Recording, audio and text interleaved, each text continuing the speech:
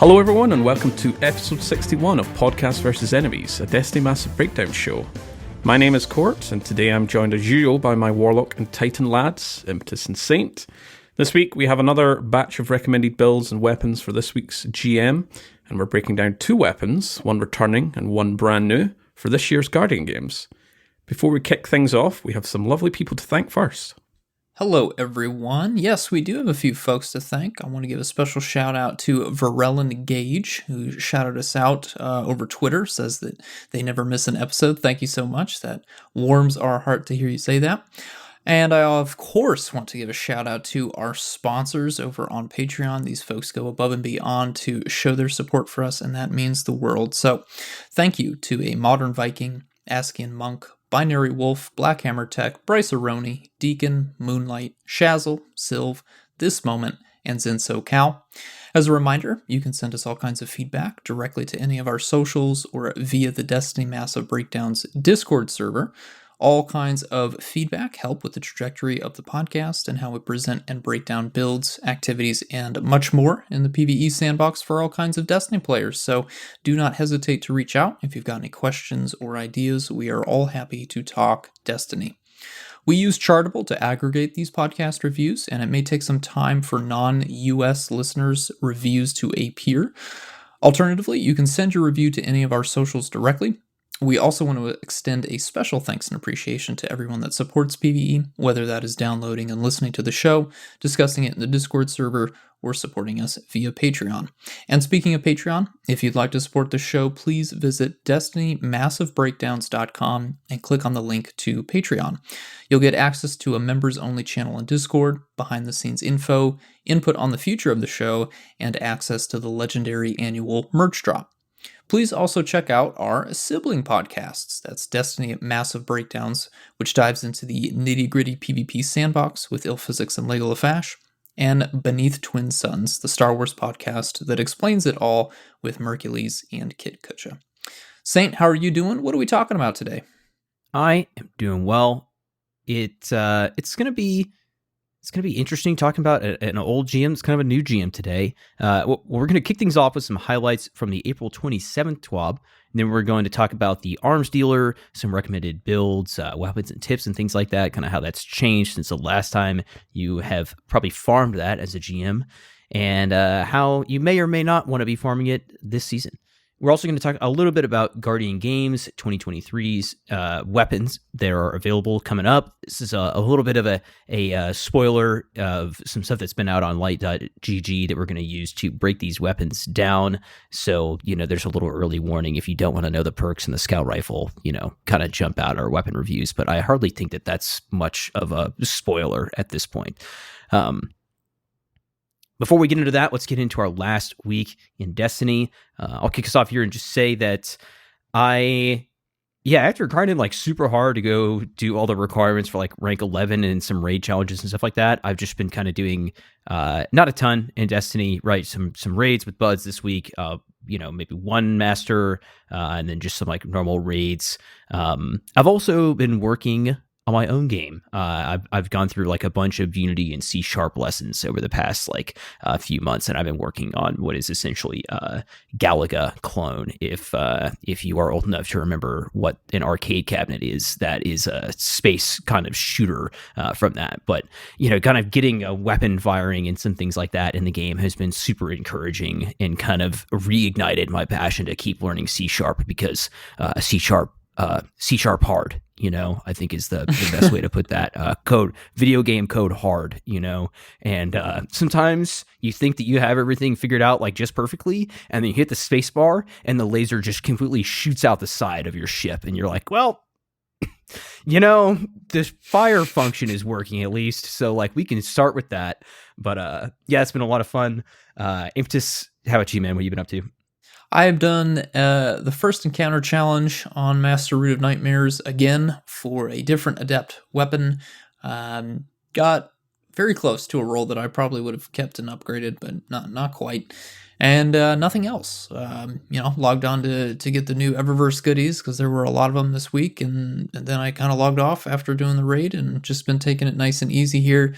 don't want to burn myself out. I'll play a little bit of Guardian games to probably get a few rolls of the new weapons and do some other things. But we've got a new season coming up rather quickly. I don't want to kind of get tired of things right when that drops, when the new content drops. So I'm saving myself a little bit here. Court, how about yourself? Well, I was on that encounter challenge for Master Root. Very clean and easy run there. And I think we did a normal run after that as well. And nothing much. I didn't get a good Briar's Adept roll this time. And see if I'll get the shotgun next time, or for the next week, the new week that's coming up. But yeah, beyond that, we're definitely in the kind of rest period for the season. So I've been playing lots of Europa Universalis 4, which is a grand strategy game. I've mentioned that in the podcast before. Just flexing those kind of strategy muscles and taking a little break from Destiny, which is always a good thing. All right. Speaking of some good things that are coming up, we have the 12 highlights from the 27th of April. Just some quick upcoming changes. A little bit of a clarification regarding update 7.0.5. Ashes to assets and hands-on can still be used at the same time. This Bungie just kind of clarifying with the balance pass that they made with the various kind of interactions with the grapple melee. So the change is that defeating an enemy specifically with the grapple melee is no longer double dipping to count as both a grenade and a melee kill. Change was made to make the grapple melee consistent with how it works with other abilities in the game that work with these kind of type of mods. So you can't double dip anymore. You can use both if you want, but probably best to kind of flesh out those mods now and just put some other kind of different type of mods just to flesh out your Strand builds. We do have a upcoming Strand preview and some sandbox changes. Impetus, do you want to cover those points? Yeah, so Bungie did say that they are generally happy with how Strand is performing. They, of course, will continue to monitor data and player sentiment as we all, players and devs alike, move forward. They once again reiterated that Strand is being balanced over time, but they do have some short-term changes coming in Season 21, which are also part of a larger ability balance pass. So we got a little bit of a preview just for the Strand Hunter Kit and then one specific grenade. But yeah, before we get into those details, I think I would actually agree with Bungie. Strand is definitely one of the highlights here. It doesn't feel overbalanced. Definitely feels a lot of fun to play, which is, of course, is a huge thing for Bungie and definitely a huge thing for players. So I'm very excited to see that. And correct me if I'm wrong, fellas, but they did mention that we were getting a larger ability balance pass. Did they give us a time frame for that? Did they say it was specifically Season 21, or was that going to be later in the year? I can't remember if this is a confirmation or also an admission of this ability balance pass. They did mention they were doing a balance pass with all the subclasses in mind, but they weren't going to do it during Season 20 because that was, okay, let's give Strand some breathing room, see what's working, see what's not working. Gotcha. And yeah, I completely agree with you. The sentiment that Strand launched really well. So yeah, I think Season 21, see if we'll get maybe some stasis changes as well on top of that, please. Yeah. I think seeing those elemental mods that they mentioned are coming like next season, right? And some of the orb interactions where you can you use your class ability, and depending on how many copies of the mod you have equipped, you'll be picking up orbs that are within your like local radius, which is awesome. And then the important one, honestly, for stasis is like elemental shards and elemental charge was a combo that was like massively popular, one that I even used for my like Hoarfrost build. And seeing those come back next season, I think will just be kind of like a nice boon to stasis in general, just because of like how many shards you can generate. And like otherwise, like playing on Behemoth Titan, using the shards for like an overshield from Rime is like very nice. But other than that, just like the melee energy back from the shards, especially on Titan, it's just like not it's just not really doing much for you. The Titan is like not really benefiting from that. And I know that like the shurikens, right, and the Warlock's blast are like a little bit more useful for their melees, but yeah, I think that'll be good. And honestly, I was just gonna say about Strand that like it's kind of shocking how well Strand like premiered into the game, because it is so easy, or not so easy, I should say. It's so difficult to actually ship something that's balanced in contrast to like 4 other elements when you consider like how much is going on, and to not like dramatically undershoot or overshoot that, which I think that we've seen like both sides of that in the past. It's like shows that the Sandbox team is like pretty honed in on like the balancing these days, which is great. And like how few changes they've had to make to Strand is like huge compliment to how balanced it shipped in the first place, which is it's tough to do. There's just a lot in the game these days. You got 5 elements, and the number of like grenades and supers and things that are going on out there is just wild. Yeah. Have we talked about these? Well, go ahead, Impetus. I was going to say, in contrast to where Stasis was at this time after it had debuted, well, the ability balance pass that's coming for Strand is actually making it better, as opposed to what was happening with Stasis around this time, which were nerfs, lots and lots of nerfs. So this Strand preview that we've been gotten, again, this is just a glimpse here. For the grapple grenade here, the base cooldown is being reduced from 105 seconds to 82 seconds. And they will reduce the minimum time between grapple activations from 2.5 seconds to 0.2 seconds. Is that right, or is it 2 seconds? No, it's 0.2 seconds. Holy moly. Yep. Okay, that is a drop. Excellent. And I think grapple is definitely going to need that, so that's a great change there. And then we got just a look at the changes coming to Strand Hunter. Again, good things here.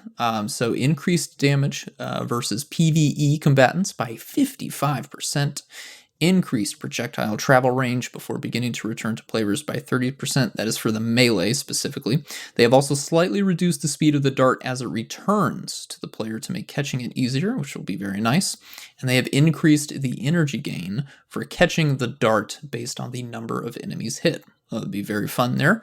And the dart now also pierces Cabal Phalanx shields. So little anti-shield interaction. Can't quite call it anti-barrier, but a little anti-shield interaction there. Very, very excited for the changes coming to the melee there. That's going to be excellent. So we'll have to wait and see what's coming to our Strand Warlock and Strand Titans, but that is, again, just a preview. And very excited with these changes. How about you guys feeling? Yeah, so just to put it in perspective, that 105 seconds for the grapple is it's 1 minute 45, so that's tier 4 at tier 3 discipline, which shares the same cooldown as Void Wall, Thermite, Arc Bolt, and Storm. It's now going to 82 seconds, which is 1 minute 22, which shares the same tier as Healing Grenade. So it's still not as fast. Dustfield, Firebolt, they're 1 minute 4 seconds, and Fusion is 1:13. But a nice bump up. Is that at tier 3 discipline? Is that like the baseline for that? Yeah. So tier 3 is the baseline instead of tier 0. So if you have tier 10, that'll bring tier 10 discipline. You will get your grapple melee at 32 seconds instead of 41. So quite a jump compared to obviously that's using tier 10 discipline, but having your hunters having 2 up every half a minute on top of using all the various armor mods that we do have, pretty crazy. But, APM going through the roof, baby. Yeah. The little grapple kind of activation from 2.5 seconds to 0.2 seconds is a really good quality of life update. I suppose it only really applies to hunters who have the option to have 2 grapples at any given time, and it did feel a bit like sort of cumbersome to kind of I guess I'm on a cooldown. I can't draw another grapple into the air. But the Strand Hunter melee was probably the weakest aspect of all the subclasses, in my opinion. Anyway, it's just out of the three Strands. For Titan and Warlock, just because it just wasn't doing a lot of damage. So that 55% increase, slightly increased kind of travel distance and range, and getting more melee energy is very welcome, because I did try and catch the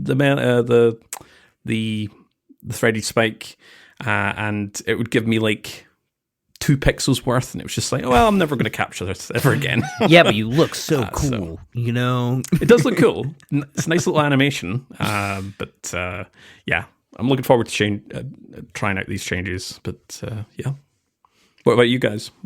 What's your vibes? Yeah, I went from like just finesse and like unnecessary to like viable. I feel like is how I would look at that. And like the grapple cooldown changes is like, yeah, we nerfed some of these grapple melee focus mods that were just like producing a obscene amount of energy for your super and orbs, but we're going to kind of balance that out by taking your overall grapple cooldown down, because now I don't know if that was like in reaction to that or whatever the case was, but yeah, that feels really nice, and the cooldown on grapple felt not good, so really happy to see that go. Yeah. Grapple has a lot of competition right now, and again, we don't know what's happening with the other 2 grenades, if there are buffs or nerfs happening for some of them, but kind of as it stands, Grapple doesn't have a lot to offer. We're, of course, still, this is a work in progress ability. We're getting new aspects next season, new fragments, so it could still change, but I'm happy to see Grapple getting some pretty hefty buffs here, because it definitely will need it if it's going to be relevant in-game PvE or in-game PvP. So very excited to see a full look at the sandbox changes coming for Strand. I imagine that'll probably be coming out shortly, since we have just 3 weeks left. So we'll be getting some pretty juicy TWABs, and they also mentioned articles as well that'll be coming out. So we'll have a lot to talk about, which and our new aspects coming out. And our new aspects, that's right. They already given us a description of those ahead of time, which is going to be very nice. So all right, let's talk about some not quite new, not quite old content here. This will be the Arms Dealer GM, back and better than ever before.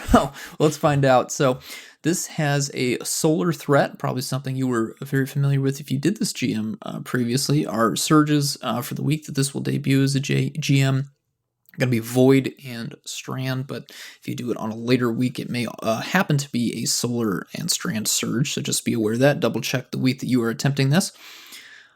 It's got an overcharge of rocket launchers, which is going to be very, very beneficial for our loadouts. We'll talk about that in just a second. You have a total of 4 shields to be aware of here. You got 9 Void shields, at least 5 Strand shields, 4 solar shields, and 2 arc shields. So definitely coordinate with your fire team to make sure that you have good representation, or bring Arbalest. It's your choice. We've got 10 barrier champions and 10 unstoppable champions. This is a Cabal GM, of course, so that is what you're going up against there. Recommended resists. It's definitely going to be solar. There's a lot of solar damage. What is I'd probably say two solar resists, and then what would you guys put as your third, or do you have 1 solar resist and something else? What were you guys feeling for your runs of Arms Dealer? My standard is kind of concussive plus 2 current threat, but yeah, I mean, you want to change out there's like some Void Cabal damage, like there's some Arc damage from, I guess there's like a few Fallen, or there used to be Fallen that you would run into in this strike, I guess is what I'm thinking of. But yeah, honestly, when you think about all the big attacks, like, you're like fighting the tanks in that room, you have a Tormentor that we'll talk about in a second, and I think most of their attacks are Void, but also they're also area of effect. So yeah, I'm probably going concussive plus 2 times whatever the threat is. Yeah, so we talked about this last week, actually, in a previous episode, where it may be beneficial to drop a resist mod. Not all of them, because they are very useful. I think I will still be bringing in solar, just to kind of offset that solar threat.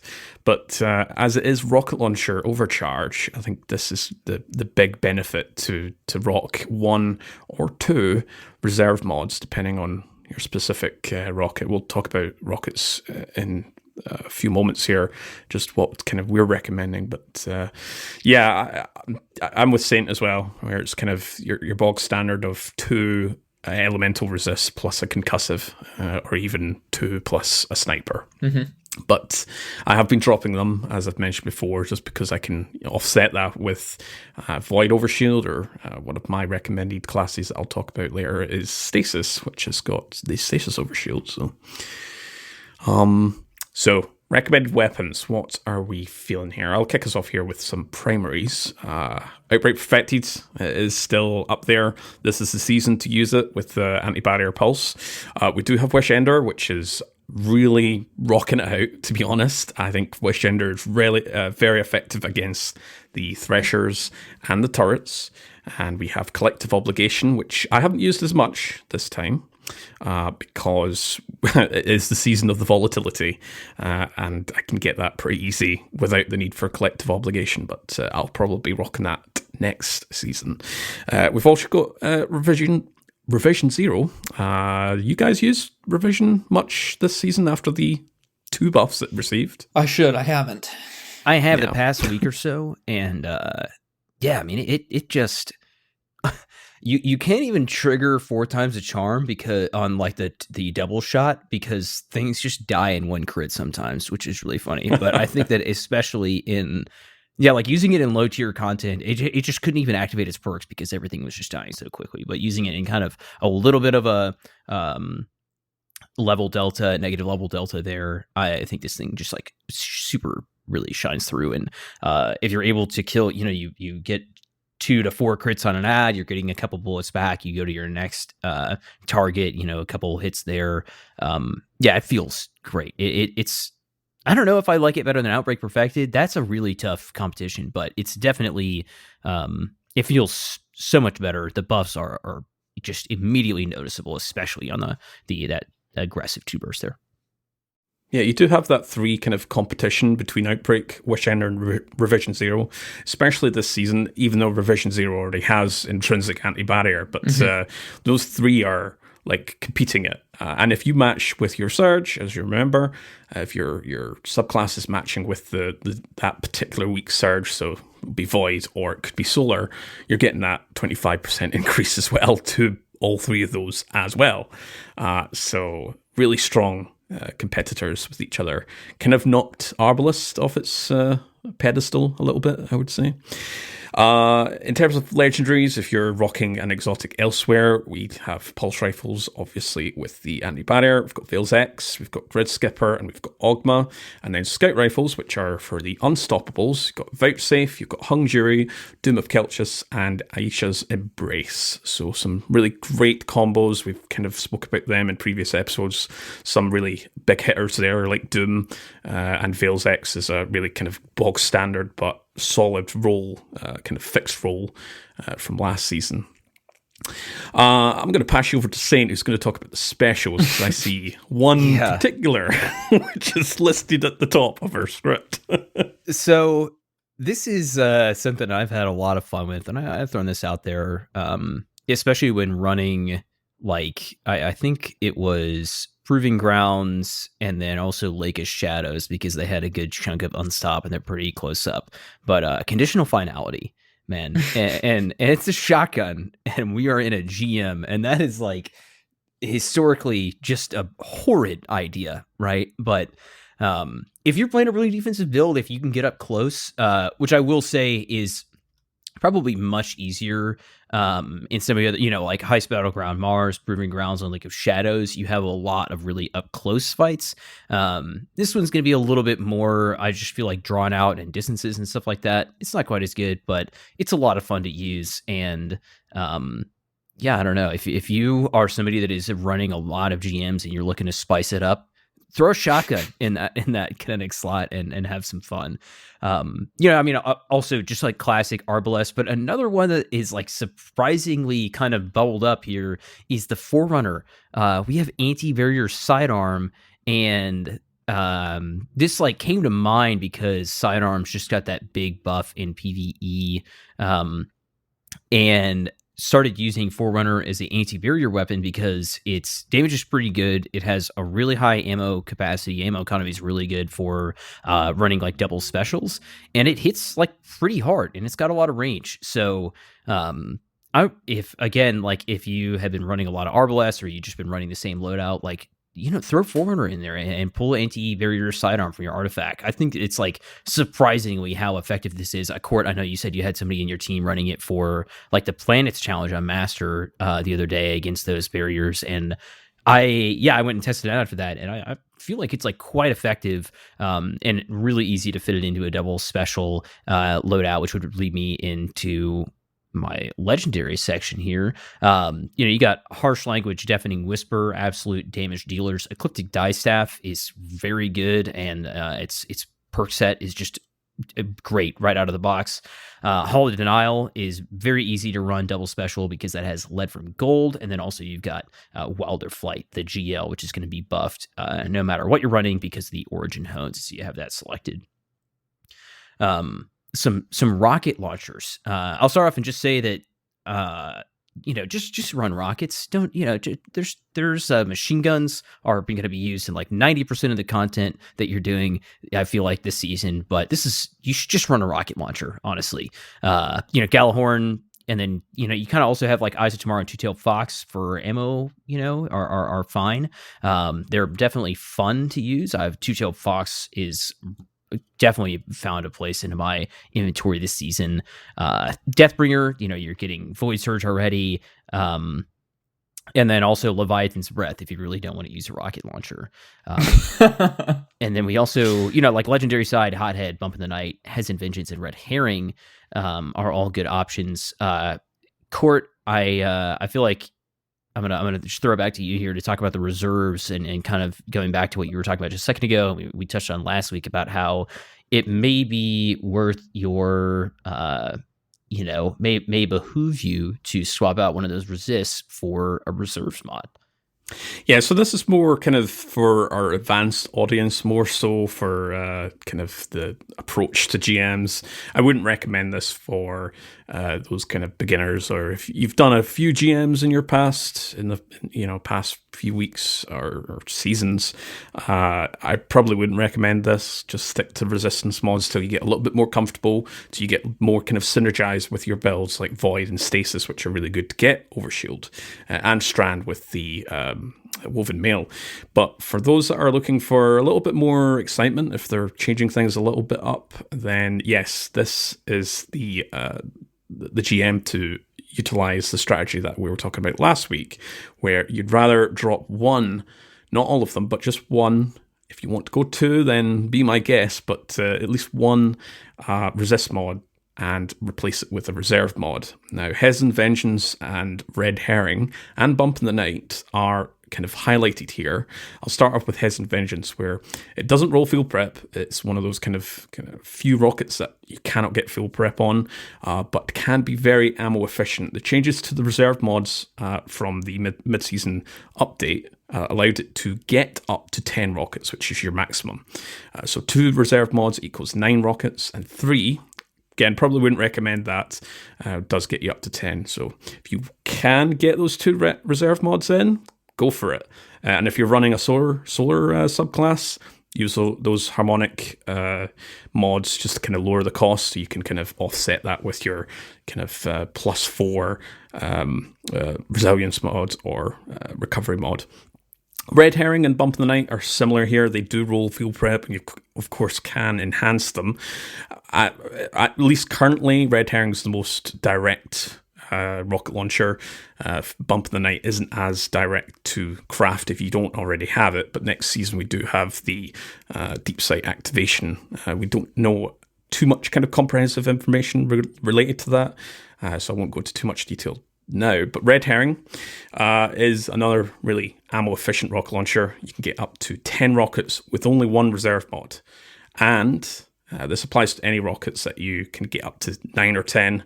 Picking up a standard heavy ammo brick guarantees 3 rockets back Again, if you're rocking that one reserve mod. So that's where, we're talking about the ammo efficient rocket launchers. And this is the season where you're spawning a lot of purple bricks, to be honest, with bricks from beyond.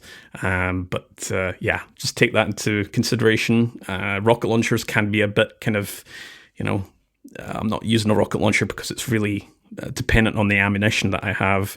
I'd rather use a machine gun or even a grenade launcher or like an exotic like Leviathan's Breath. But this is the Grandmaster strike that you might want to really contemplate bringing in a rocket launcher just to kind of get that overcharge boost. And something like Red Herring, if it's Void Surge, it's already going to get that 25% buff, and it doesn't stack with the overcharge modifier on top of that. But you mentioned there as well, machine guns. We do have Retrofit Escapade and Commemoration listed as well. If you're not interested in rockets, fair enough. Go for the machine guns, which are doing really good damage this time.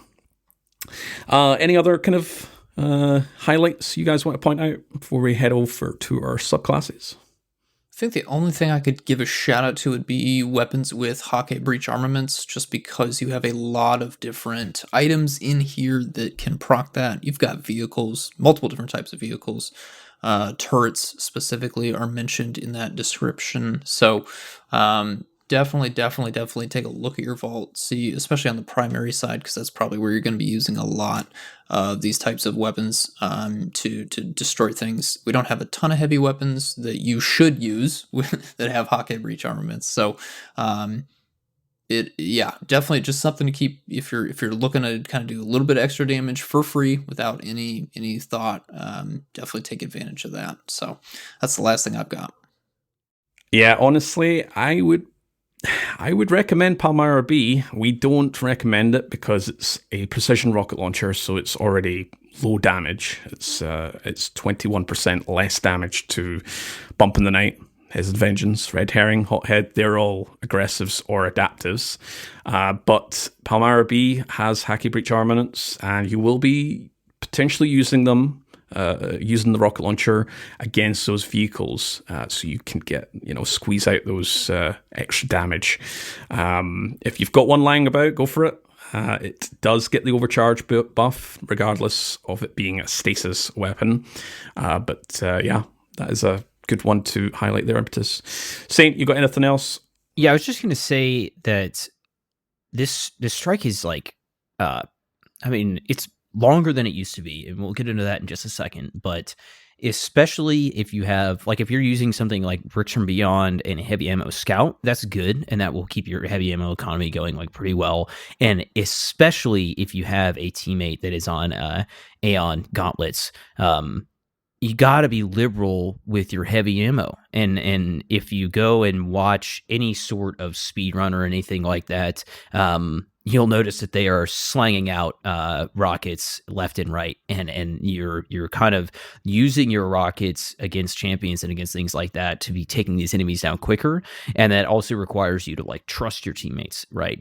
I think that's just something that I see a lot when running GMs with newer people, is that they're just very conservative with their heavy ammo, and it just takes a long time to chunk down these enemies. And like, it's fine to use just your like special and primary, but being able to like throw a rocket or two in there in every single engagement is ultimately what is going to speed up your runs, right? And that is what's going to help you get through this quicker, especially if you're somebody that's out there that is looking to farm for a malicious birthright. You never got the role you wanted or whatever the case is. Don't be afraid to use your heavy. Trust your teammates, trust those Bricks from Beyond. Like, you will get your heavy back by the time you get to the later encounters and to the boss room. And we've mentioned Aeon Gauntlets before as well. And I suppose not necessarily this season. I think, Saint, you've mentioned it a few times in your previous builds, especially when it comes to Void. But in future seasons, when we don't have as easy access to heavy bricks like Bricks from Beyond or like Lucent Finisher or something like that, then Aeon Gauntlets is definitely your go-to. If you're struggling for ammo, that's your friend. Champions and some types of Tormentors and your Lucent Hive they will give you that heavy brick when you finish them for your team, not just for you. You the person using Neon Gauntlets might want to use something else like a machine gun. It's more kind of ammo efficient generally, but for your other teammates, then yeah, you'll get that purple brick. All right, so for my hunter friends, I've talked about this before. I talked about this on episode 59, so 2 episodes ago. This is the Void subclass, so I'll quickly go through this. If you want to get a kind of more comprehensive breakdown, you can rewind back to that episode, but this is the Deadfall Tether. Maybe a little bit more of an argument case for Mobius here, because you're not necessarily utilizing it as much for crowd control. There are definitely areas where you can benefit with Deadfall, but Mobius Quiver may be a better option, just to kind of snipe or kind of burst down those champions. Vortex, Snare Bomb, Gambler's Dodge, Orpheus Rig, and your exotics really, exotic weapons really up to you. I've used Outbreak Perfected with a lot of these kind of Void builds. Aspect, Silas Executioner, Vanishing Step. We've got Echoes of Cessation, Vigilance, Persistence, Starvation. Alternatively, you can swap out with Remnants, Undermining, Domineering, and Obscurity. Specific mods for your Helmet, Siphons, and Finder/Scout. Arms, free picks. I was using Grade Font just to boost up my discipline with the Armor Charge system. Chest, resist mods, but you can obviously, as we were just talking about there, about the reserve mods, you want to cycle them in. That's your place to do it. Legs, surge mods, if you want to really squeeze out the damage. Otherwise, it's kind of your innervation or insulation for your grenade or dodge, respectively. And for class, Reaper, and you can swap that out or include Special Finisher if you're struggling for Special, for those that are kind of running kind of double special builds, as Saint was talking about a little bit while ago there. So weapons, yeah, Outbreak Perfected. We have Hollow Denial is what I used, and I used Retrofit for one of the runs, and I swapped over to a rocket launcher.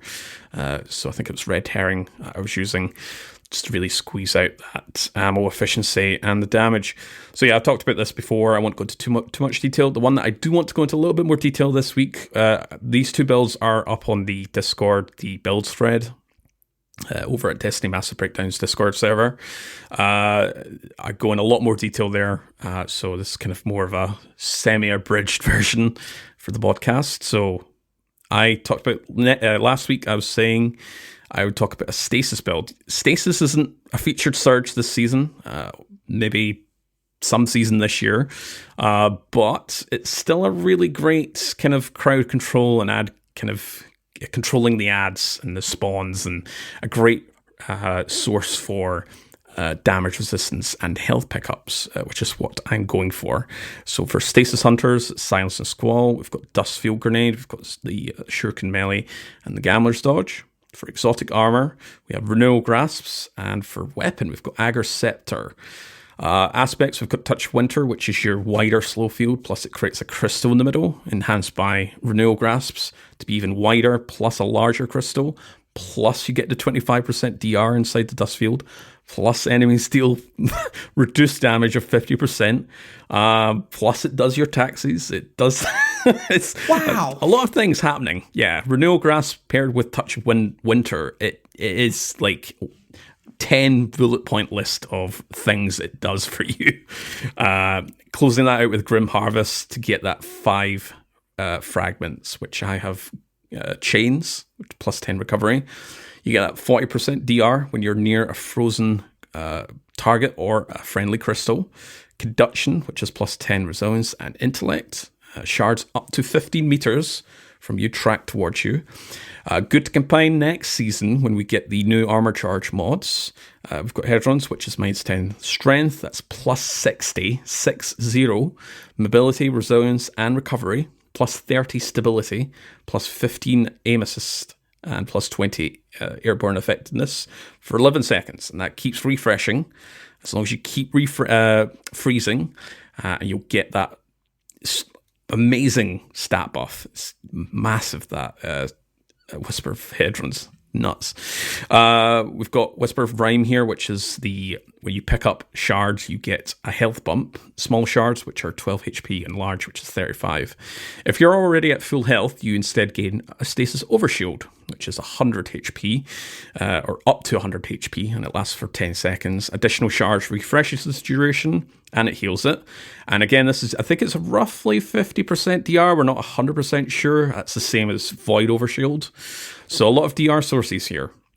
And wrapping things up with the fragments, we've got shards, which is plus 10 resilience. Shattering a crystal boosts grenade recharge rate for 6 seconds, and it's extended up to 10 seconds if you're using more crystals. Specific mods for helmet, Stasis Siphon. Obviously, we're using Agar Scepter. You could also use, now I'm going to shout out Phaeton, who was using this in our, it was the Battleground Mars. He was using Vergla Curve, which spawns stasis crystals, and he was getting his dust field up infinitely. It was crazy. I was honestly surprised at how are you generating a Renewal Grasp's Touch of Winter grenade, which has one of the lowest cooldowns, because that's the sort of intrinsic kind of debuff when you're using Renewal Grasps. And it's because he was using Vergla Curve, which is the stasis bow. And it was crazy. Just absolutely crazy seeing that. So you could swap out Agar Scepter with that, but I'm a big Agar Scepter believer. I really enjoy using it. So yeah, Stasis Siphon, or a siphon that matches your other weapons. Power Preservation, which is extra orbs for your super, for your teammates. Arms, we've got Momentum Transfer, which is 20% melee energy on grenade damage, and Impact Induction, which is 20% grenade energy on melee damage. Chest, you've got your Charged Up, which is allows you to hold up to 4 armor charges, and then you've got Resist mods / Reserve mods. Maybe not so much kind of reserve mods in this particular build, because you're more kind of focused on Agar Scepter than your kind of rocket launchers. Agar Scepter's already got a really full magazine reserves anyway. And for legs, you've got Stacks on Shards, Stacks on Stacks, which gives you that 2 times armor charges on pickup, and Stasis Weapon Surge. For your class, it's Explosive Finisher, which is finishing with 3 or more armor charges, provides grenade energy back. And you've got Reaper in there, and you've got Time Dilation. I would, to be honest, looking at this, I would maybe swap out Stasis Weapon Surge, because that Explosive Finisher does cannibalize the armor charge system, so you won't benefit as much with Stasis Weapon Surge. I think I did update my my build on the Discord server to reflect that, but if you're not finishing as much, then yeah, you can still benefit from the Stasis Weapon Surge, but it does self-cannibalize with each other, so it might not be as useful to run both. But yeah, Agar Scepter is the big specific weapon here, and Pulse Rifle for your energy, and any rocket launcher. I think I was using Red Herring or Bump in the Night, just to kind of get that synergy with Stasis Weapon Surge.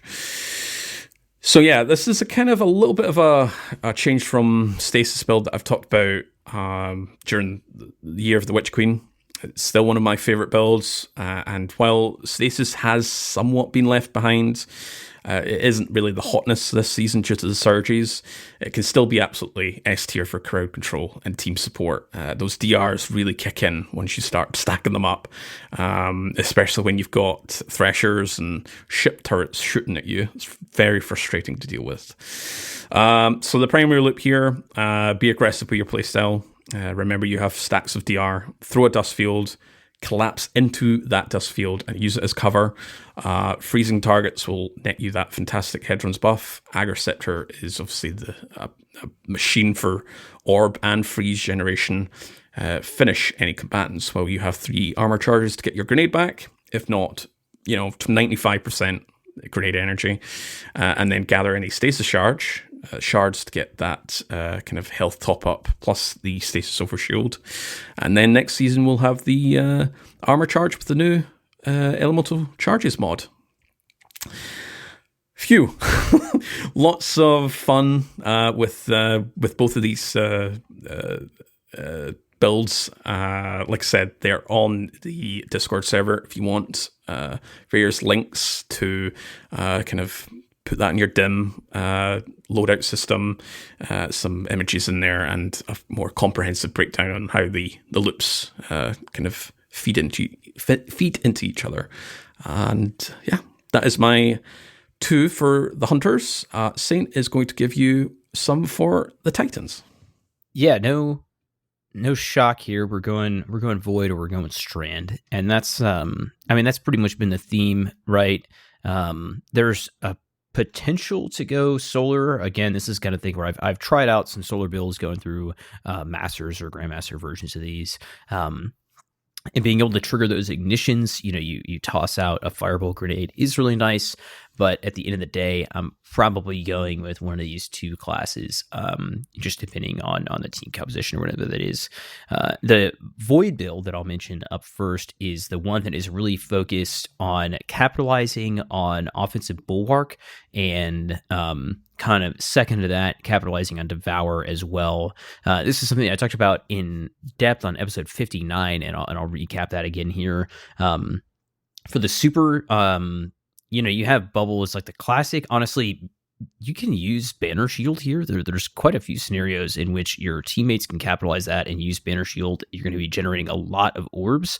I'm definitely going Banner Shield if I just am strictly focused on like feeding my teammates, so to say. If I want to make sure that Court has got a bunch of tethers up, I'm probably going Banner Shield to feed that.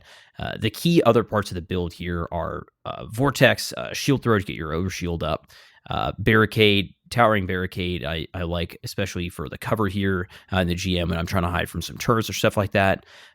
Hoil, if you want just a little bit better ability cooldown, and you also want that bump to your ability damage. Or Aeons, like I was talking about earlier, if you're going for a more faster time in this GM, you're trying to be a little bit more aggressive, you should definitely be using Aeons to feed your teammates. If you're going more conservative, then Hoil is absolutely the way to go. For my fragment set, I'm going Starvation, Remnants, Undermining, and Persistence. This is going to give me those debuff grenades, which is great for taking down those chunkier enemies very quickly, and I'll be cascading damage to those around me thanks to controlled demo and healing myself as well as my teammates. So you can use those Vortex grenades to debuff big targets. You can use them to clear out groups of enemies. And then, Undermining Persistence. There is a really nice loop with your Devour, right? Which is not like a Titan ability. It's a Warlock ability historically, but you're able to really keep a pretty good uptime on this in a few different areas of the GM. And then a couple of the other kind of key points here, Void Siphon, Heavy Ammo Finder, and Heavy Ammo Scout. The Heavy Ammo Scout is particularly valuable if I'm not using Aeons. If not, you're welcome to use another Siphon mod or what have you there on the helmet. I'm using a couple Void Surge mods on my legs with the recuperation as well for the health. And then I am probably using a Bomber, a Dilation, and maybe a Reaper as well on my class item if I can afford that one in there. And then for my weapons, I definitely want to try to use a repulsor brace weapon if I can. That is just going to feed into offensive bulwark super well, because the way that the overshield just pumps up your ability regeneration almost to Hoil, tier 1 levels there. So Doom with Explosive Payload and Repulsor Brace is like super strong here, and that will also allow you to combat those unstoppable champions. And then I mentioned just a minute ago, but yeah, Forerunner in the kinetic slot to deal with those barrier champions is like a completely viable option and really fun to use.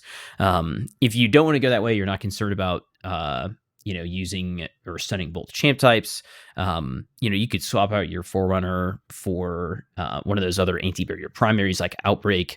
And then in my secondary, my energy slot, if you don't want to go Doom, if you want to go Forerunner and another special weapon, I'm probably going one of our 2 Void Wayframe GLs or Hall Denial. And Hall Denial is super easy to run, again, with that double special, because you can put Lead from Gold in the 3rd column, which makes running the double special just a not issue, honestly, at any point, especially with how good the ammo economy is on Forerunner. It's very easy to keep that going. And then finally, Red Herring with a single reserve mod, because like Court said, I can be holding 10 rockets in my inventory if I have my Red Herring with enhanced field prep and frenzy on it. I got my 1 reserve mod on, and then probably 2 solar resists for this one is just so good and allows me to really use my heavy weapon with reckless abandon, as I would like to say. The other build that I've used for this particular GM is that same Strand build that I mentioned in the last one, which is basically just a Bant Leap and then focusing on using my Shackle Grenade and my Suspend to have as high uptime on my Woven Mail as possible. And this is going to just make you an absolute tank, using mods like Bolstering Detonation on your arms. Your also Grenade Kickstarts are really good here. A Reaper on the class item, paired along with those fragments, like Wisdom, which is going to be able to allow you to generate orbs when you get a precision kill on a suspended target. And then Mind, when you kill targets that are affected by a suspension, you gain class ability energy, right? You combo those with some Grenade Kickstarts and your uptime is just absolutely obscene. In this one, I'm definitely going to go with a double special because I don't need my unstop is completely covered right by my suspension there. So I'm probably going either Arbalest or Forerunner in my kinetic slot, and then in the second slot, Hall Denial, will give you some good range. Forerunner also, has great range if you're going to use it to take out some enemies. And then Rocket, you can use whatever rocket, honestly. Like I said, Red Herring is so good because you can just use that 1 reserve like Court was talking about earlier on and get those 10 rockets. But I also use Hezen Vengeance a good bit, which I really enjoy using that, the knockoff tripod, right? As Chris would call it, where you have overflow and you have demo and you can get 3 rockets off at the same time. That's really just reverse DPS, but it feels great to use, honestly. And being able to shoot 2 rockets at least, no matter what situation you're in, either you have overflow up or you have your grenade up. It's a lot of fun. That's all I got to say about that. Though we have 2-tailed fox with catalyst at home. Right. Yeah. Who needs it? I got 3 rockets right here for you. All right. I can do it too. All right. Let's talk Warlocks. Let's talk, Strand is going to be one of my recommendations, but let's talk Void Warlock. I haven't gotten to talk about that in a while. So I'm going to be recommending a Devour build, surprise, surprise, with our trusty Controverse hold. We're going to use Cataclysm Super, actually. Vortex Super is kind of the one that I generally recommend, but in this case, we have a lot of mobile enemies, and they're going to be able to kind of leave that Vortex wherever it lands pretty easily. So I think burst damage here is a better play for just getting in a bunch of damage on an enemy, regardless of if they're stationary or moving around. You just got to make sure that you or your fire team don't pop that bomb too early. So Cataclysm for sure, especially for the Tormentor, and then also Brachus when we get up to him. Vortex Grenade, because we are using a Devour build, and it's the best Void Grenade for that. Pocket Singularity Melee, Healing Rift class ability, and as I said earlier, Controverse hold for the exotic armor. Our 2 aspects here, we are only going to have 3 fragments because of this combo, but it is a quite strong combination. We're doing Feed the Void and Chaos Accelerant. Those 3 fragments are going to be Remnants, that's Vortex Grenade will last longer. Undermining, that Vortex Grenade will now weaken enemies. And Persistence, which will extend the duration of Devour. So those are your 3 fragments. For mods, I've gone mostly into grenades to get those back as quickly as possible because Vortex Grenades are quite strong, especially when they're juiced up by Controverse. So Ashes to Assets, Firepower on the arms, especially generate a bunch of orbs. That's going to be really, really nice. And getting more supers with Ashes to Assets. Chest, again, if you want to go reserves, that's fine with you. If you want to go with the resist, up to you. I'm personally all in on the resist mod, so it'll be double solar and concussive for me. On the legs, better already in recuperation, really to take advantage of those orbs of power to heal. Again, Devour does help with that, but it's nice if you're not going to be taking advantage of some stronger healing sources and you aren't going to, or don't have access to Overshield if you don't have a Repulsor Brace weapon, for example. Might as well stack up on your healing. That choice is up to you, though. If you want to spec into ability energy, I totally understand. And then I'm going Bomber on my class piece. Specific weapons don't have anything really in mind. A Repulsor Brace one would be nice as a backup if you don't have Devour up, for example, and you do need a little bit of help in a pinch there to get a Void Overshield. That could be quite nice. If you want to go something like Collective Obligation, I think that would be fine. You definitely want to make sure you'd have Undermining on there. Maybe need to change up a few other fragments to take advantage of some other Void verbs. But yeah, I don't typically pair weapons with these builds. I like to leave it as wide open for you to find what fits well. So that's up to you if you want to configure your weapons as such. But that is the Void kit there. And then, of course, we have our Strand recommendation. This is the one that I've been recommending all throughout the season. I will blow through this quite quickly because I've explained it many times prior. So we've got our Needlestorm Super, Threadling Grenade, Arcane Needles melee, Healing Rift class ability, and the armor that we're using there is Swarmers. This will be a Threadling focused build. We've got Weaver's Call, Mindspun Invocation, and then my 4 thread fragments will be Threads of Evolution, Threads of Generation, Threads of Warding, and Thread of Continuity. That's going to tie into the Swarmers there. On the helm, we definitely want to make sure we're generating Orbs of Power for Thread of Warding to take advantage, so a relevant Siphon mod would not go amiss, but we'll also do Ashes to Assets. You probably won't get to proc that a whole lot with the Threadlings, but it's always nice to have it, just in case it happens. If you do need to swap it out for Siphons or Heavy Ammo Finder, that's probably the most flexible, least necessary mod here. Grenade Kickstart is going to be a recommendation over Firepower. That way you get ability energy just in case the Threadlings don't get a final blow there. I've already spoken about what you can do with your chest piece. That's up to you if you want to go Resist or Reserves. Legs, better already in recuperation. Again, if you don't have access to Woven Mail, that'll probably be nice to have that come in handy if you, again, aren't in a spot where you can just throw down a Healing Rift to get a little bit of health as you're running to pick up those orbs would be nice. And then, of course, Bomber on the class item. In terms of specific weapons here, I took a look at all the Strand weapons that have Hatchling. We don't have any that tie into a primary weapon or special weapon or heavy weapon that has an artifact champion capability, unfortunately. So we haven't yet gotten around to, well, actually that's not true. We will have a scout rifle with Hatchling dropping, spoiler alert, next week with Guardian Games. So if you're able to get one of those rolls and you want to take that in for champion capabilities as you try this, that would probably work really well with this, but beyond that, there aren't really specific weapons that tie into the build. So again, configure it to whatever the GM and your fire team ask of you. That is, those are my 2 recommendations for Warlocks going into the Arms Dealer. Let's actually talk about our noteworthy and special enemies and some pain points. In general, good to know. We do have a lot of special enemies in here, actually. This is probably one of the most special GMs when it comes to enemies. We've got a Tormentor mini-boss variant in the tank room. We've got a tank, surprisingly, in that tank room as well. Lots and lots of Scorpius turrets. We've got the elevator room, the tank room, and then the final boss arena. Those are where you'll encounter those. We've got Threshers throughout. Those are your number 1 priority whenever they appear, and you should absolutely, as a fire team, shoot them down as quickly as possible. Please, please, please burn your heavy ammo. If you have a super that can quickly damage those, use it as well. They will wreck your fire team quickly. It's probably one of the big reasons why I don't recommend Well of Radiance, because they can deal concussive damage, break that sword, and then once you're out of the well, if there's any remaining rockets on the way, that might be a team kill. So that's why I'm avoiding a solar recommendation for the Warlocks, just because the Threshers hurt real bad. On top of that, we have yet another ship that you need to be aware of. This is an indestructible ship variant.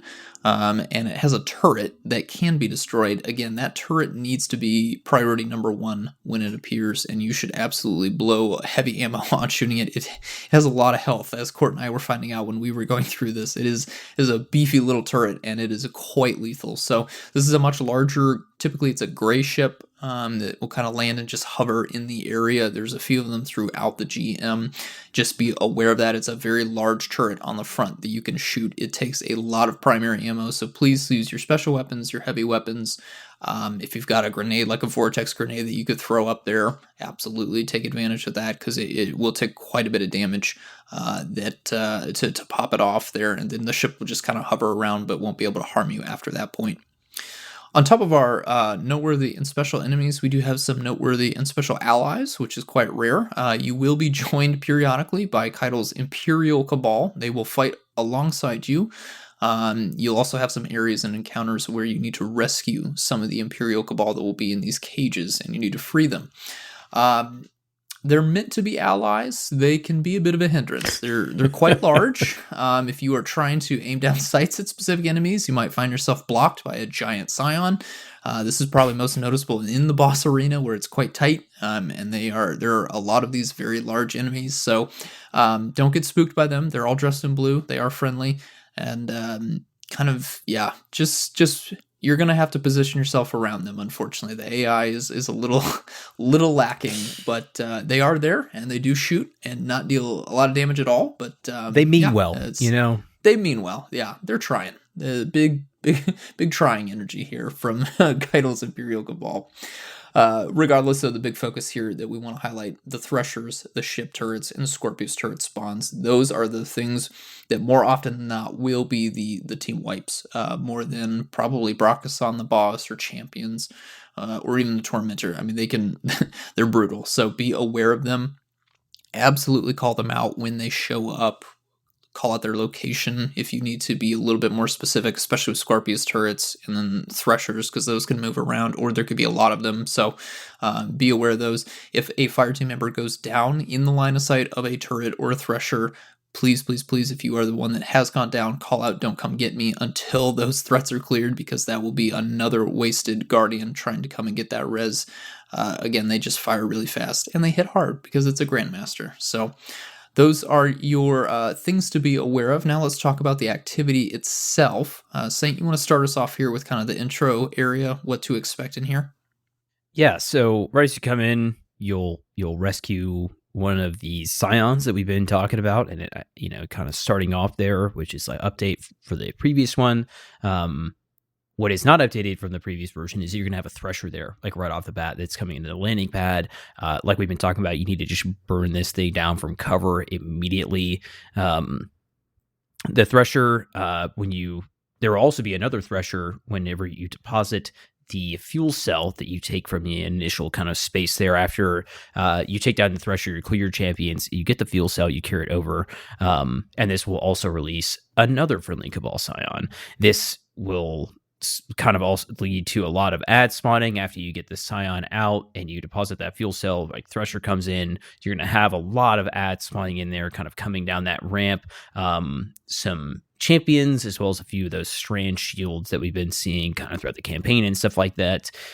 Biggest thing here is just kind of after you clear out the enemies that are on the back right corner of the room and you clear out that Thresher, you can just kind of move over to the corner, deposit the fuel cell, and then wait and kind of move forward from that back right corner forward through all those champions and stuff like that, just kind of using the cover as you need it. This area is not that bad. You should be able to keep your distance from a lot of the enemies that are spawning in here. There's no real need to run right up to the left side of the room, and getting caught off guard on the upper left side of the room and everything spawns in is like probably what would get you killed here in these first two kind of areas, or just not paying attention to the Thresher is like the other thing I think that would probably lead to early deaths here. Once we go through there, we kind of get into the area that is right outside the overboss Victura. We have a kind of a new bit of engagement area where we did not have before. Right out when you get out there, you'll have another Thresher and then a turret near where the kind of trapped prisoners are. You're going to have to shoot the turret off of that ship. You're going to have a bunch of enemies coming down from that ship. And then as soon as you clear them out, you can turn around and start going into the ramp where you normally would, and where you're probably used to some Fallen spawning in over there in our previous version of the strike. And you're going to have a big cluster of Cabal kind of run down the ramp towards you here right after you finish dealing with the people and you release those prisoners. You have a bunch of Cabal's trapped forces helping you that you just let out. And this is the first part where it's kind of like, I have friends here. Who should I be shooting? They just don't have any kind of super clear IFF. And that is I don't know. It's kind of like Impetus was saying, it's like they're trying. They can just kind of get in the way of some of your shots and things like that. So whenever you free those prisoners in the Sunken Isles area, I would definitely try to turn around. Whatever, use your super. Whatever you have, strand supers, Nova bombs, tethers, whatever, and just clear those guys out real quick, and then kind of take your time to move up. You'll have a few more of those classic Cabal that are waiting on the platform there before you enter the tank room. And the tank room has got some updates, and I think that this may be where, I don't know, this may be the toughest encounter if you're not paying attention to the enemies that spawn in their court. You want to talk about this room for a minute as we kind of head through this into the boss fight. Yeah, so what's not changed is that we have a Goliath tank. As soon as you enter the big blast doors, there'll just be one sat there waiting to fire its payload. So, that's not any different. Pretty simple to clear. Aim for the kind of the thrusters, the sort of hover thrusters there. That is the weak points for these Goliath tanks. Pretty kind of simple enough for the tanks. It's the after that which gets a little bit more interesting. So once you get to the top, you kind of activate the elevator. This is where we'd see the second tank from previous Arms Dealer, but no, it's been replaced by quite a substantial amount of turrets and a Tormentor. Now, this is actually a mini-boss Tormentor. Shortly before we started recording, we were kind of wondering if this was a mini-boss or a boss, but double-checked, it is a mini-boss Tormentor. So you can use Arc Blind, Stasis Slow, Stasis Freeze, Void Suppression, Strand Suspend, and other forms of disorientation, like from grenade launchers. They all work versus this Tormentor variant, so you might want to break those out. There is plenty of Void and Strand builds that we've been talking about, but this is probably the reason why I've kind of picked Stasis just for this kind of encounter. It's really great to pin that Tormentor in place and deal with the other ads that are spawning in, because during your kind of whittling down the Tormentor's health, there will be more Unstoppables that spawn in, and there'll be more ads. A lot of kind of Warhounds that spawn in that can really just mess around with your run here. So yeah, those Scorpius turrets, by the way, they spawn on the platform where the Tormentor spawns. They will eventually despawn, though. You don't need to necessarily worry about them. So after you've killed the champions and you've killed the Tormentor, they'll eventually despawn. So you don't need to kind of worry. So get that Tormentor spawned in and pull back. You want to get away from the range of those Scorpius turrets, because they will tear you apart, regardless of what your frame rate settings are in, because you've got at least 5, one of which is a very rare occurrence. It's a mini boss variant of a turret, which is very interesting to see. We do have that in Iron Banner in the Fortress game mode. It spawns 2 normal turrets and 1 kind of mini boss variant, and it's strange to see this massive health bar on a turret. So yeah, get away from those turrets and crowd control that Tormentor and your champions and the other ads. Makes this relatively simple, but it can snowball, and that's what actually it happened to one of our runs. Impetus and I were in, and I went down because I was like sniped by the turrets or something like that, and a lot of the the ads started spawning on top of an unstoppable, on top of the Tormentor was just being really annoying to deal with.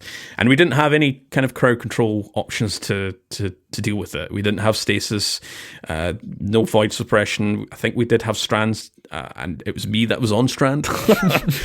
So there was no suspend at the time. But it could be very hard room to deal with once it snowballs, but take it nice and easy and communicate with your team. Just who's got crowd control, who doesn't.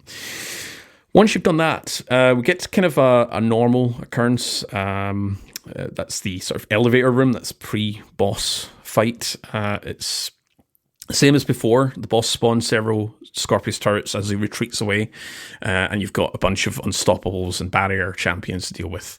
For the boss fight, it's not not as simple as before. You can't kind of jump up the elevator chain to spawn him in faster. That's kind of been removed. There is an actual mechanic to the boss fight, and this is what caught me out specifically, because it'd been a long time since I've done this boss fight normal, as standard, I guess. So once the elevator gets up to the boss fight, the Scorpius turrets will immediately spawn where the elevator reaches the top.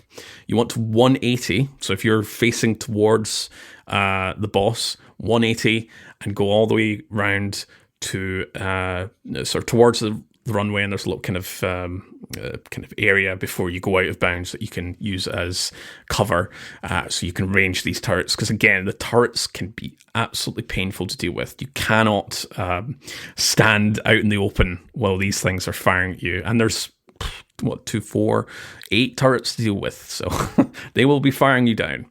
There is one ship turret that spawns in. Once Brakazan jumps up to his first platform, that's the left one, if you're looking towards the runway, this ship moves in and kind of around the arena in a set path, so you want to destroy this turret ASAP. Again, it's one of those ones where you can't leave that up. It becomes really painful to deal with once that the actual ship turret's active. Once it's gone, the turret, the ship will still kind of go around its path, but you won't have to deal with any kind of annoyances. The fuel cells will that you dunk will release the Cabal allies. Again, they can become a little bit of a hindrance. Watch out where you're firing your rockets. You don't want to, get a stray Cabal sign kind of doing a get down Mr. President move. That's happened quite a few times for me. The negative to running rocket launchers in this particular strike, Bungie knew what they were doing when they put rocket launcher overcharge on this on this particular Grandmaster. So yeah, dunk those fuel cells. Releases more Cabal allies. You've got Brakazan will spawn more Scorpius turrets after landing from the first platform on the middle platform, near where the War Beasts spawn through the big blast middle door. You'll have one Thresher that spawns when Brakazan jumps up to the second platform. That's the right one, looking towards the runway. And then Brakazan, once you've got him down, will spawn more Scorpius turrets after landing from the second platform. And their positioning is kind of directly below that platform and partway along the middle section. So again, be careful where you're standing when it comes to these Scorpius turret spawns.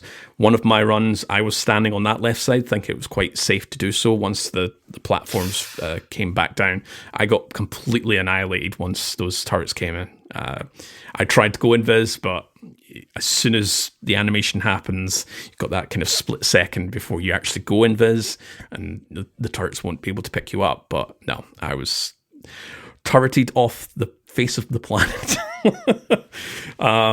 So big highlights here again. You've got the one ship turret, it's kind of the first third.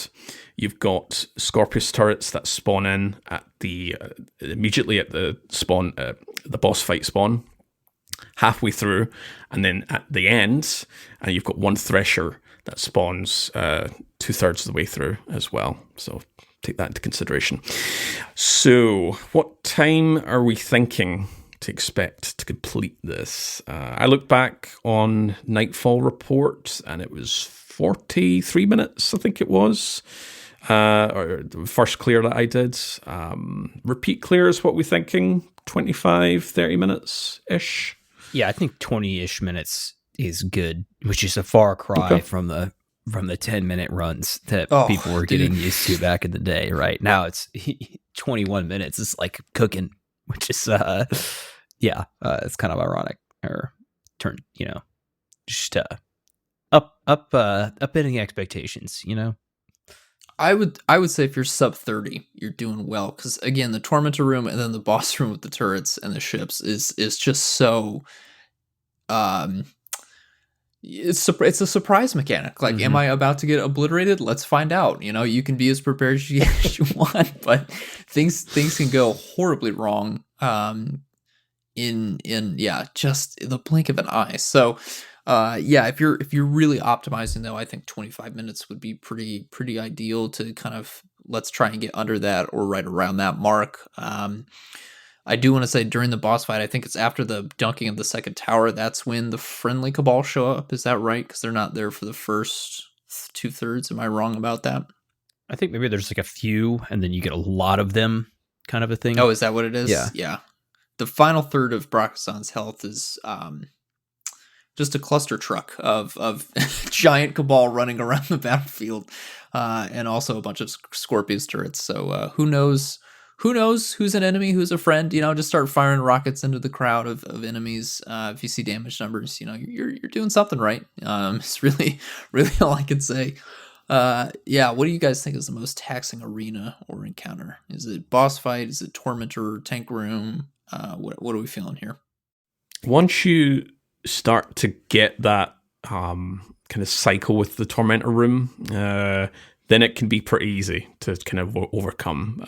Again, if things snowball, then it absolutely becomes the most taxing encounter. But I think the boss room, it's more kind of set. It's more regimental when it comes to how things are triggering. But it's those turrets that can be a complete run killer if you're not too careful where you're standing, and it's all about positioning. It's definitely one of those grandmasters where positioning is just as, if not more, important than communication and what exactly you're running here. Boss room for both, I think. I think the boss room is going to be such a problem because people are just so used to absolutely nuking this boss. You jump the chain, you get your rockets or your linears out, and then he's dead in 10 seconds. And now it's like, nah, man, this is like a 9 to 15 minute long fight or whatever, depending on how fast you're moving or like whatever the case is. Maybe you could get it done quicker. But yeah, I think that's just going to catch people so off guard on their first like couple of runs through like Master and GM that the boss fight is like an actual fight that you have to go through all these phases for. And people don't have the spawns in their head because they've never had to do it before on Master tier or anything like that. But yeah, it's manageable, especially once you go through it a few times. Like, kind of like what you in Impetus, you guys were saying. Once you learn those turret spawns and you're able to position yourself well, it's not too bad. It's a big arena, and there's plenty of places to find cover. And some of those places are behind your massive Cabal allies. All right. Well, any more related to the Grandmaster before we head over to Guardian Games? All good? All right. I'll kick us off with the Guardian Games weapons breakdown segment. We have two weapons that we're talking about here. Of course, we have the Origin trait. It's Classy Contender. Kills grant 5% class ability energy, and there's no cooldown. I think this will obviously be more kind of beneficial for hunters because we can really get our dodge back faster, but obviously this applies to every class here. Pretty simple one. There's no field-tested kind of 100-point essay on how this Origin trait works. It's just simple 5%. We have the Title, which is the returning Void SMG. It does have a refreshed perk pool. Column 3, we have seen being removed. That's Grave Robber, Hipfire Grip, Stats for All, and Steady Hands. Column 3 added, they've put in Envious Assassin, Pugilist, Offhand Strike, and Shot Swap. For column 4, they've removed Moving Target, One for All, and Turnabout. And column 4, they've added in Gut Shot Straight, Rangefinder, and Repulsor Brace. Good, nice to see Turnabout replaced with its Void cousin. So yeah, the title is the Void Aggressive Frame SMG. That's 750 RPM. There's no bonus here. It can roll with the Hacky Breach Armaments. Again, it's pretty rare on an energy weapon. Increased damage for the following. That's 15% to vehicles and tanks, 30% to turrets, barricades, Ward of Dawn, Well of Radiance, and 45% to stasis crystals. So we have an abundance of aggressive SMGs. Its Strand counterpart launched this season. We've got the reprised Ikelos last season. The season before that, we had the Strand Blood Feud. And season 17, we had the Dungeon Void SMG Unforgiven. So we're going to stick to the same slot with Unforgiven, Ikelos, and Gambit's Borrowed Time, which got field tested this season as well. 40 range is quite meh compared to Ikelos' 44 and Unforgiven's 43. Stability is 20, second. Ikelos is better with 25. 48 handling is worst compared to the three others here. Ikelos has I've got the wrong number here. For Ikelos, it is 62, so it's better than it's better by 14, which is crazy. Yeah. 23 reload, second. Ikelos has slightly better, 24. 32 aim assistance, which is worse. Borrowed time is actually better with 38. 15 zoom, joint best with borrowed time. 85 recoil direction, which is actually third, given that Unforgiven is 93 and Ikelos is 90. So big highlight here. Ikelos has juice stats. The title also lost its juiced sofa roll, which we recommended last year, which is a big pain. I think stats for all and one for all on the title really kind of closed the gap. It really could give Unforgiven and, well, we didn't have Ikelos return during that period of time, but I think it would have if you've still got that rolling around, then keep using it because it's no longer possible to obtain. So versus its direct competitor, which would be Unforgiven, it do be struggling. Unforgiven has some really tasty stats and tasty perks. So shout out to third column Demo and Feeding Frenzy, and fourth column Frenzy, AJ, Repulsor, and Golden Tricorn. Some really great perks with Unforgiven. Yeah, you do need the dungeon. It's quite an older dungeon now at this point, but that's such a great perk. If you get, I'm not sure if Duality is making a return for the rest of the season. If you guys can correct me, I don't think it is. Unless I think we've maybe just passed it last week. Yeah, it should not be coming back. Okay, so next season, once that rolls around for the dungeon rotator, definitely farm an Unforgiven. But we're not talking about Unforgiven this episode. We're talking about the title. So what are we feeling, lads, with the barrels and the magazines for the title? What's kind of what would kind of really close the gap in terms of, comparing it to Unforgiven or the Ikelos? Well, probably not Ikelos. Probably can't close That's that a lost gap cause with Ikelos. So what are we feeling? Don't all rush at once. It just, it's, I'll be honest, my mind is that, okay, it needs a lot. What do I care about the most, right? And when I'm looking at the base stats here the stability at 20 is low. That's like, to your point, they're all typically pretty low, but that is just particularly bottom of the barrel there, and their reload all the way down at 23. I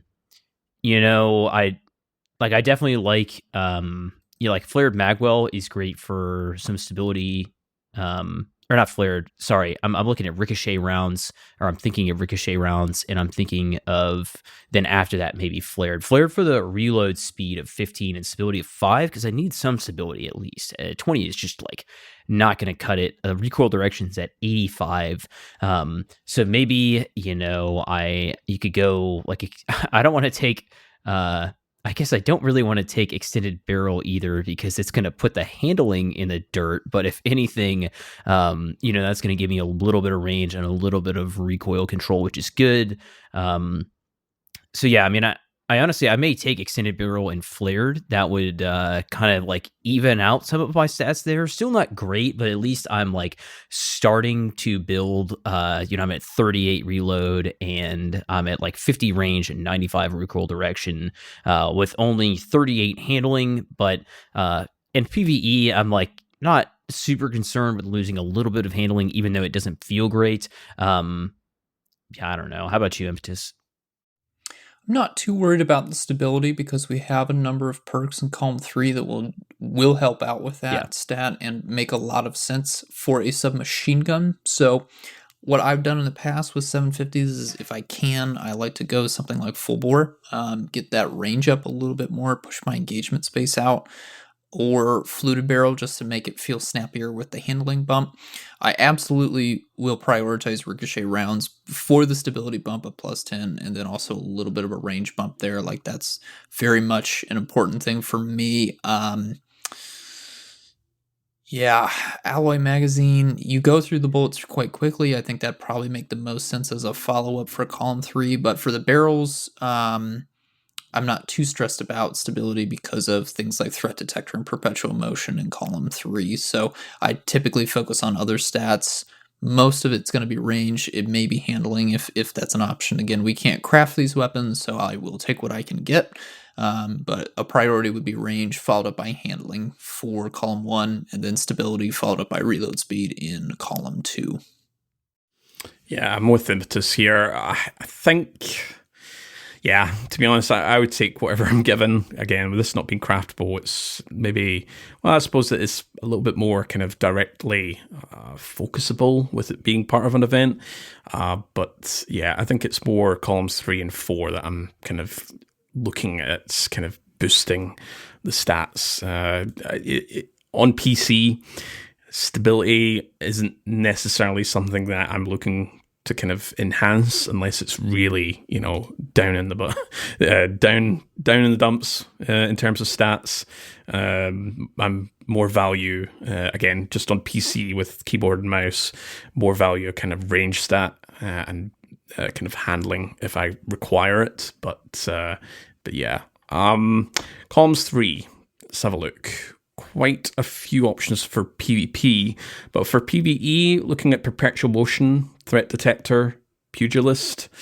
Column 4, pugilist with swashbuckler. Yep. Surrounded is here as well. You don't get the juiced surrounded with, crafted weapon with enhanced surrounded. That's not present here, but we do have repulsor brace, so you have that synergy with Void 3.0.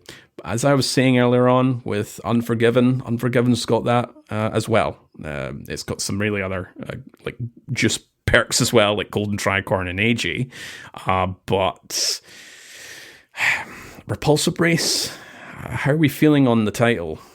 So I don't have Unforgiven with Repulsor Brace. That's like that's the only reason it's like a draw for me, right? I got a bunch of good Unforgiven rolls. Just for whatever reason, never landed on a great one with Repulsor Brace. And you also have like Hero's Burden, which is like an adaptive, right? 900 RPM adaptive submachine gun, which is fine. And I think that's like the only thing that's like pushing me towards that. Otherwise, I feel like maybe Surrounded. Swashbuckler definitely is like a good look considering some of the other traits. Another thing I was going to say is that sometimes I forget that Threat Detector gives stability, right? When you're talking about, I'm not really concerned about stability because like what I can get from Threat Detector. And I'm like, oh yeah, that's right. I think of Threat Detector as being like, oh, I get reload speed and handling when I'm close. And And like that is those are like the very noticeable, maybe like the more felt parts of that trait. But at times 2 threat detector, you're getting 40 stability, right? Like I mean, that is just absolutely cranked. So yeah, scratch what I said about the barrel. Just use threat detector if you want stability, because that is just so much. Even at times 1 you're getting 15, at times 2 you're getting like 40 stability, right, for being within 15 enemies and or 50 meters of an enemy, and that's just it's just so much, man. That's just ridiculous. You're also getting plus 55 reload speeds. Yeah. Times 2 threat detector, which is brings it up to 78 for reload without any other mags or perks attached to that. So yeah, threat detector is definitely it's there that I'd probably pick if I'm getting threat detector and some other perk. Probably going to keep it. Impetus, what are you vibing with the column 3 and 4 perks here?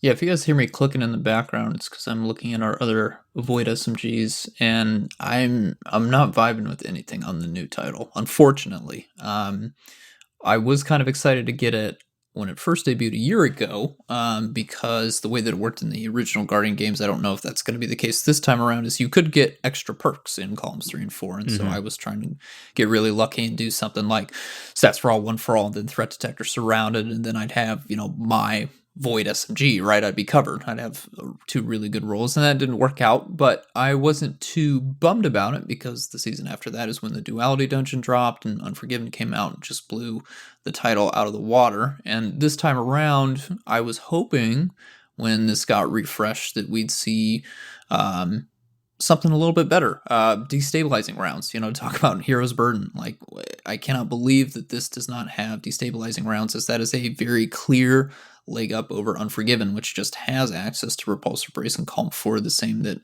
the title does. So that is disappointing, because I think it pretty much needs destabilizing rounds to separate it from Unforgiven, because otherwise I'm just going to recommend Unforgiven over the title just flat out.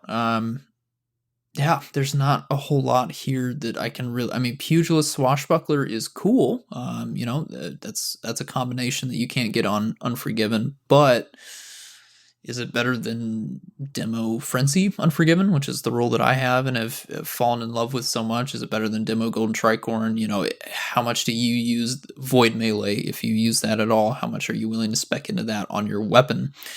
That's a question that only you can answer. For me, I know the answer is not a whole lot, not even on Void Titan. I'd much rather go down the route of Repulsor Brace and just trying to work on getting as many Void Overshields as possible, as opposed to dealing as much damage with my throwing shield, as cool as that may be, right?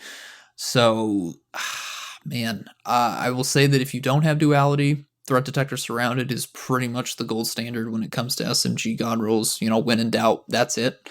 If you like to be really mobile, then Perpetual Motion Surrounded would make a lot of sense.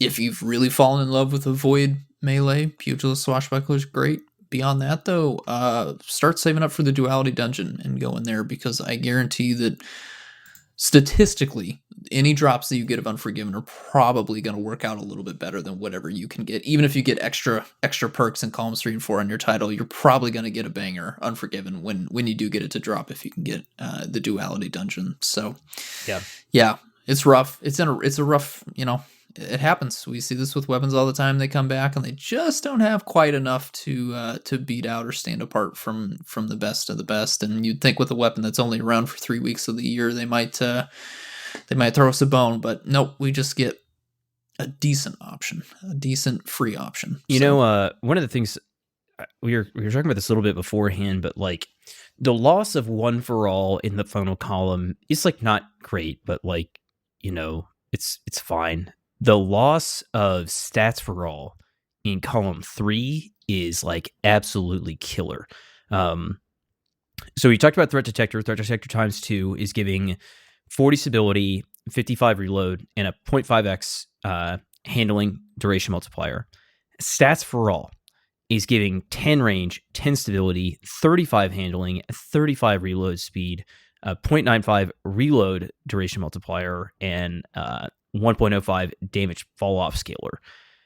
I mean, for a weapon that is lacking stat-wise, losing stats for all, which had the ability to basically just make up for it and more, right? In the terms of the stat department, is just dude, it's killer. That really hurts, right? That's tough to see on a gun like this. That brings you up to the Icolos SMG, which unfortunately gets threat detector too, and just blows it out of the water again. Yeah. That sofa roll being lost, I think I still have my old one, so I might bring it out just to get that vibe. But yeah, sofa roll being kicked out and replaced with some pretty mediocre kind of choices here. Big sads. I've loaded up the previous title and just having a comparison between the two, and it's just like, oh man, that stats for all is just absolutely juiced. Doing so much for the weapon. Yeah. I think I'll get in there and try to get a repulsor brace roll. Aggressive SMGs, they are like, the archetype is good, and I don't have a repulsor brace roll, so I'd definitely be looking for that like threat detector repulsor brace roll, and then kind of like whatever I can get and the barrel and mag. But that's pretty much it. And that's just because I've said it before, I'll say it again. I'm an offensive bulwark addict, and I know it, and I gotta add as many of those repulsor brace weapons as I possibly can to my vault. But that's about it.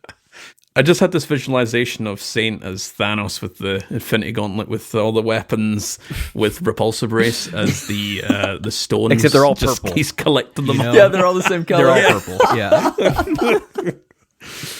Okay, now can we carry on the pretty meh vibes with the brand new Scout? How are we feeling with the?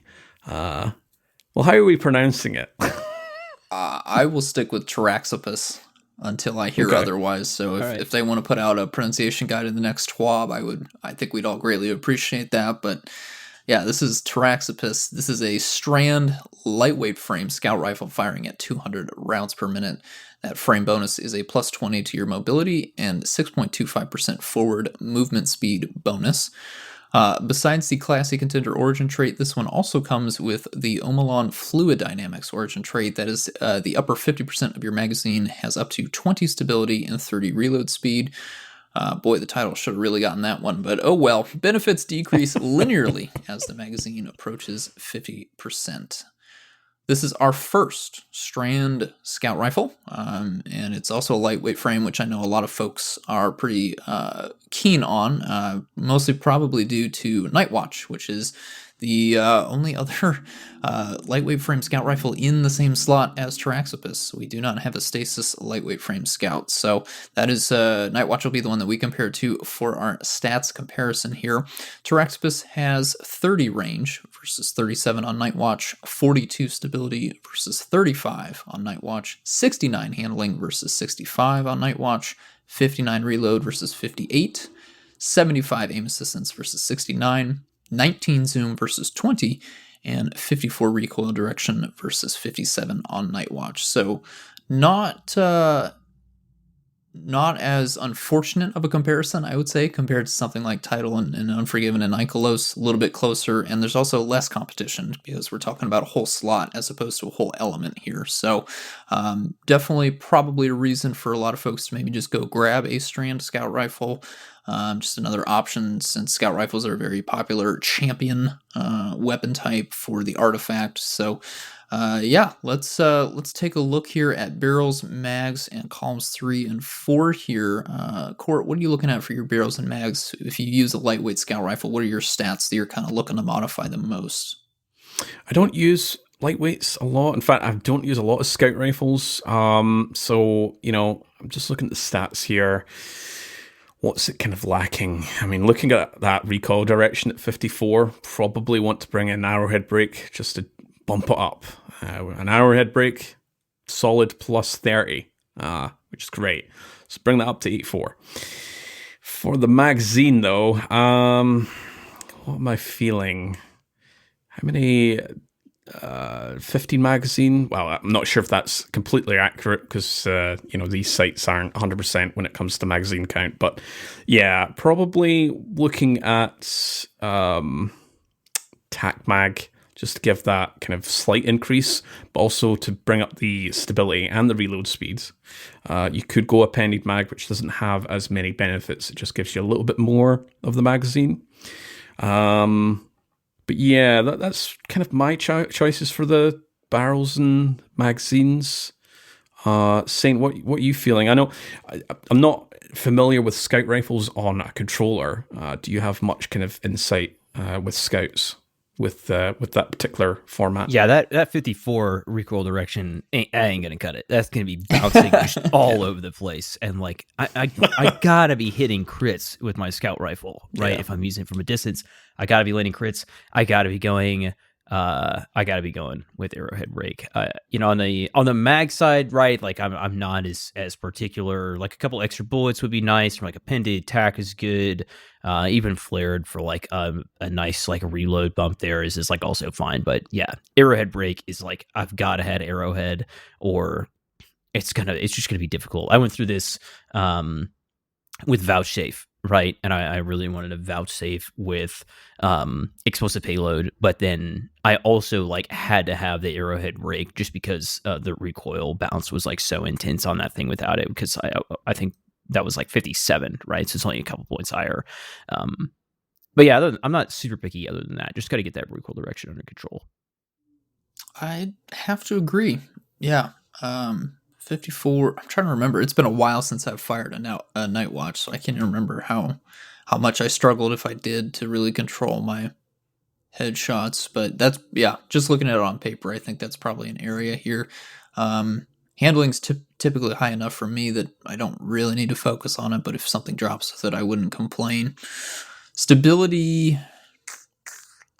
Yeah, not too fussed about it. Lightweights are kind of one of those things where you love them or you don't, and it's not. I don't think a barrel and magazine combo can really change your opinion about it if you're not a fan of them. So let's move on to columns 3 and 4 here. We do have some good PvE options. Column 3, you've got 4th times the charm, pretty good scout rifle perk. Outlaw, also pretty good scout rifle perk for what you're intended to do. Zen moments here, again, if that is recoil, you don't get lucky with your arrowhead break or chamber compensator or anything else that can help the recoil direction. You do have Zen moment to kind of still come in clutch, help you out here if that's something that you're struggling with. Otherwise, a lot of these other options are mostly PvP. I don't think they're going to factor in too much. Column 4, again, got some really good PvE perks. Explosive payload, that's also on Night Watch. You've got Hatchling, again, this is a strand weapon. Cascade Point, very interestingly enough, and I don't know who keeps typing Focused Fury in here on the script, but it's Focused Fury. You cannot get Focused Fury yet. I've been told to keep an eye on that coming out next season, though, as a dungeon exclusive. But we do have Focused Fury on this weapon. That's also a pretty natural scout rifle perk. Makes a lot of sense for hitting crits. Kill clip, I don't know about that one. Chief, maybe if you get Outlaw, it's probably an option. Keep away, again, I think is probably going to matter a little bit more in PvP, especially when it's in column 4. What are you guys feeling here? Any Focused Fury fans? I can assure you it's not me that's putting Focused Fury. Yeah, all right. Okay. I'm actually very curious with Cascade Point because we've only really seen that on kind of, the one that comes to mind, that springs to mind is Grenade Launcher. Mm-hmm. So I'm curious how that's going to perform on just a bog standard lightweight scout. Because the firing delay is reduced by 30% on SMGs and machine guns, and apparently by 40% on other archetypes. So potentially looking at a 40% reduction in kind of like between shots, if I'm reading that, if I'm understanding that correctly. And how long does that? How long does that last for again? Is that like 7 seconds? So final blows are sustained precision hits with another weapon. Right. So you have to use a different weapon. Increases this weapon's rate of fire for a short duration, and it's for 2.5 seconds upon readying the weapon after scoring a kill or multiple precision hits within 4 seconds of each. So it's not a large increase. And you can obviously buff. The buff can be stored for 5 seconds, and it starts immediately when you ready that scout rifle. So it's not a huge jump. Just be very curious how that's going to perform on this. In terms of what I would probably want, a hatchling, with it being a strand weapon, you're wanting that nice synergy. We're in the midst of the strand year, so we're obviously going to be getting a lot of aspects and fragments related to strand and threadlings. For another kind of really bog standards, it has to be kind of 4th times the charm and explosive payload, just to kind of get that synergy. But yeah, Focus Fury, if you want to use this as you can't really burst down a champion with this, but for those kind of elites to low tier mini bosses, 4th times the charm and Focused Fury could be a nice little combination. But I think I'm going for Hatchling or Explosive Payload, to be honest. Yeah, if Cascade Point was a little longer, I think that could draw my attention. But that's just not enough time for the amount of benefit I feel like it's getting. And like the jump up in DPS is great. It definitely makes me think about like the Crucible of could you just like absolutely fry somebody with a Cascade Point if they came around the corner? I'm sure I'm going to see some clips of that, which is, like that's fun, right? That's something different. That's new. But like PvE wise, yeah, I don't think the value is there for me in Cascade Point. I'm probably going 4 times in explosive, kind of like you said, Court, to just as like a strand version of my Night Watch. There are, for the few weeks that this will be in the game in this current season, like there's definitely some like pretty compelling reasons, like with these strand artifact mods, to use a strand weapon. Scouts just got a nice 10% buff. Lightweights are a pretty good archetype. I think that's like enough for me to give it a try.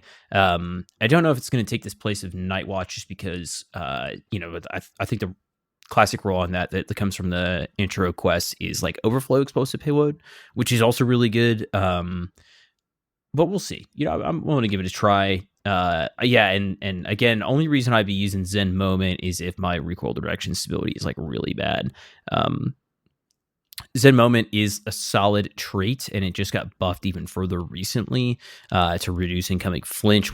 I think that's honestly going to be better on like a sniper or something like that. You're not going to see it a ton unless your recoil direction is just absolutely in the dirt on a scout rifle like this. Yeah, you'd probably want to make sure you need Arrowhead Break if you're running Cascade Point or Zen Moment or something, because it is going to be hard to control that thing when it starts going.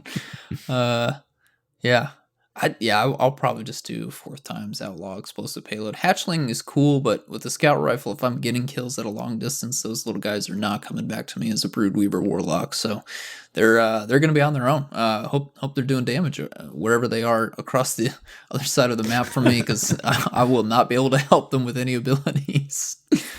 It's a good first option. I have a feeling that, much like the title, probably the next strand scout rifle that comes out, it's just going to blow it out of the water. So we'll hold on to it until that point comes, and hopefully we get maybe a few perks to roll in Columns 3 and 4, just nice insurance, maybe get a few different combos, the PvP and the PvE roll. But that is Taraxippos, our first strand scout rifle, and that is those are your Guardian game weapons. We've just got the 2 here, Title and Taraxippos.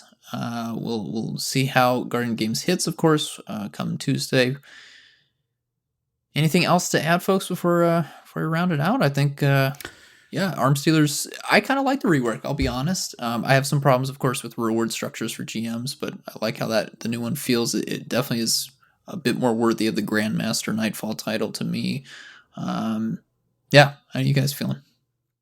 I will say for these weapons, I think we have been a little bit more negative than usual, but it is because they're up against some really big competition. Mm-hmm. So if there's any roles our lovely listeners have been kind of looking at, maybe we'll be trying out for the next couple of weeks during Guardian Games, let us know.